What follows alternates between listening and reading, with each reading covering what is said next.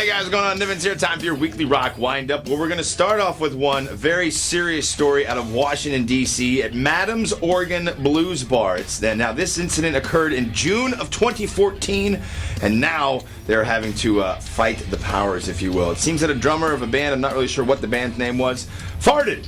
And now, the venue is being fined $500. Now, it's not just that simple. I guess it had to do with an ordinance where windows and doors can't be open after like midnight or midnight 30 or something like that. And after the drummer broke wind, he opened up the window to try and air things out, just as like a codes enforcer was walking by. And now the venue's being fined like $500.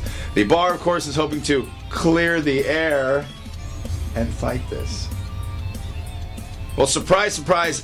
Out of nowhere, Disturbed are back. They dropped a new single this week. The Vengeful One surprised everybody with that. And also on top of it, announcement of a new album that will be out, Immortalized, on the 21st of August. And I just also saw something else, and I don't know exactly the truth of all this, but I guess Dave Draymond might have deleted his Twitter account, which is interesting because while Disturbed was on this 4-year hiatus, he spent a lot of time tweeting away. Well, a couple of big shows announced this week. One is a tour, the other is a festival. Motorhead announcing a springtime, or I guess, I should say a summertime run.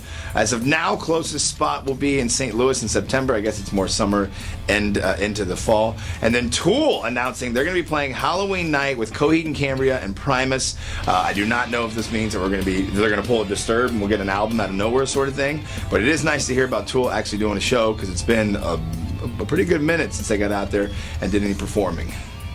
Well, as many of you know, if you're going to make music and rock and roll and metal, you got to learn to diversify, whether that's, Valhalla Java for Black Label Society's frontman, Zach Wild. You got the coffee stuff.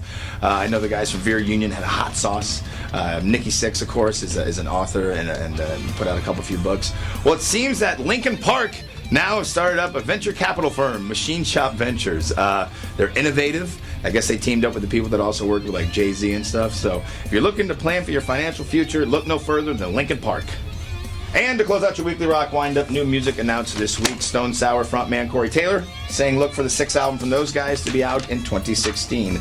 New York hardcore Vision of Disorder going to enter the studio in July. Really looking forward to getting some new stuff from those guys. Slash, of course, they just kicked out a new live DVD, Live at the Roxy, but he's talking about a new album in the spring, obviously 2016. Getting closer and closer and closer to brand new Anthrax. Again this week talking about that they got it almost done. They're ready to roll it on out there.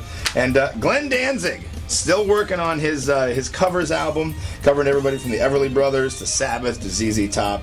And he's saying be on the lookout for that later on this summer. And it is almost completed. So I'm Nivens. Thank you very much for tuning in to your Weekly Rock Wind-Up. Have a great weekend doing whatever you do.